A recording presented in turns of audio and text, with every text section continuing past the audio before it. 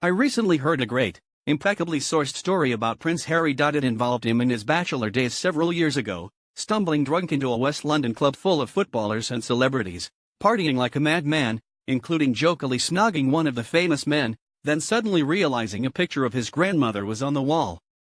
So he roared with laughter, took the Queen's picture down to avoid her having to witness his antics, and then carried on partying like a madman. It evoked memories of that wild night in Las Vegas when Harry was snapped playing naked billiards with a bunch of random equally disclosed strangers. Those days, I think it's fair to assume, are now gone for the prince. Since meeting his American actress wife Meghan Markle, he seems to have renounced his devilishly playful side and morphed into a squeaky clean, teetotal, kale-munching fitness freak. He also appears to be suffering from a severe infection of wokeness. This is the dreadful politically correct disease prevalent among young millennials which turns them into preposterously worthy, do-gooding, virtue-signaling fun-slayers intent on lecturing the rest of us on how to save the world and how we should lead our lives. Harry's illness manifested itself in spectacularly public fashion last week when he spoke to thousands of equally woke young people at an event in London organized by the charity We. This is an organization that boasts it exists to do good and offers young people the tools and the inspiration to take social action, empower others, and transform lives, including their own. I watched Harry's speech with first mild curiosity, then slight irritation, and by the time he'd finished, mounting horror. It was, and I don't think I exaggerate here, bordering on the most utterly ridiculous address by any royal in modern history. He started by showering unctuous praise on his shrieking audience, telling them that to be amongst all of you progressive, motivated, open-minded change-makers is what gives me hope for the future. But then he said something that snapped my eyelids back. You are the most engaged generation in history, he cried. You care about values, about doing the right thing, and championing the causes that will shape the future. Really, Harry? This crowd of howling youngsters is more engaged than the generation of Britons who fought to defend their country in World War II?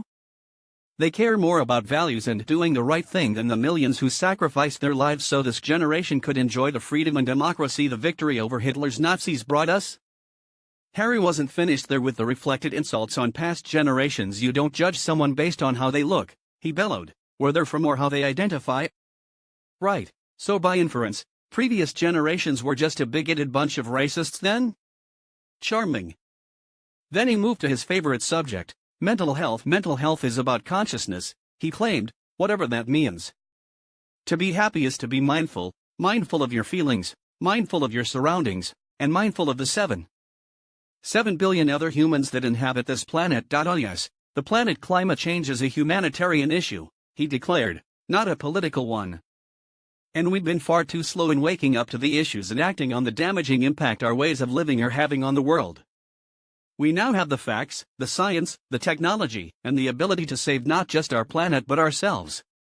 Every forest, every river, every ocean, every coastline, every insect, every wild animal, every blade of grass, every ray of sun and every raindrop is crucial to our survival. It was at this point I realized Harry hadn't written a word of this guff. Can you honestly imagine him coming up with such absurdly hyperbolic, insubstantial rhetoric? This guy was a British Army officer, for God's sake. The clue that it might be someone else's literary handiwork came with his next line, as my wife often reminds me with one of her favorite quotes by Martin Luther King Jr. Darkness cannot drive out darkness, only light can do that. Hate cannot drive out hate, only love can do that. I doubt Meghan needed much reminding to put that quote into the speech, given she almost certainly wrote it herself. For his slasher finale, Harry pulled out the kind of big motivational guns that coincidentally used to dominate Meghan's old social media platforms. You know that if you don't stand for something, you'll fall for anything. So let that be your true north, let that be your call to action. Be braver, be stronger, be kind to each other, be kind to yourselves, exceed expectations, eliminate plastics, conserve water, protect wildlife, keep empathy alive, be honest, change your thoughts and change the world. Dare to be the greatest generation of all time. I am with you, we are with you. Good grief. When did Harry become the Dalai Lama? The only bit of the speech I think Harry did right was the bitter attack on the media, which he loathes, for distorting the truth and trying to manipulate the power of positive thinking. How ironic that he should be preempting this very column, which I'm sure he will view as distorting the truth about the power of his positive thinking. Doubtless he will be scornful that I'm not buying into his save the world bullshit teeth. But the reason I don't buy into it is because I don't think Harry practices what he preaches. He bangs on about protecting wildlife but has himself been a notorious trophy hunter, posing gleefully for photos with animals he has killed. He demands we conserve water but lives in vast palaces that guzzle enough water on a weekly basis to sustain whole African villages for a year. He wants to keep empathy alive, but that doesn't seem to extend to people like his broken-hearted father-in-law Thomas Markle, who's been left to swim in the wind of media scrutiny, and been ghosted by his daughter, without Harry even bothering to meet him. As for the prince's rally cry to save the planet, how does that sit with the revelation that just 2 days before his speech, Harry got a $10,000 helicopter ride to Birmingham from London, when a train could have got him there in just over an hour? Or with the fact his wife borrowed George Clooney's private jet to speed across the Atlantic after her ludicrously extravagant $500,000 baby shower? The British royals have survived the downfall of so many of their European counterparts because the reigning monarch, Queen Elizabeth II, has maintained a consistently dignified air of calming authority for more than 6 decades.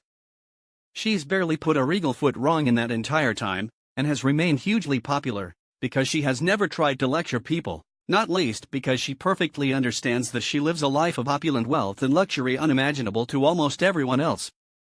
Harry became beloved of the British public because all our hearts broke watching him walk behind his mother Diana's coffin, and because we loved his cheeky, brave, maverick, party-living swagger.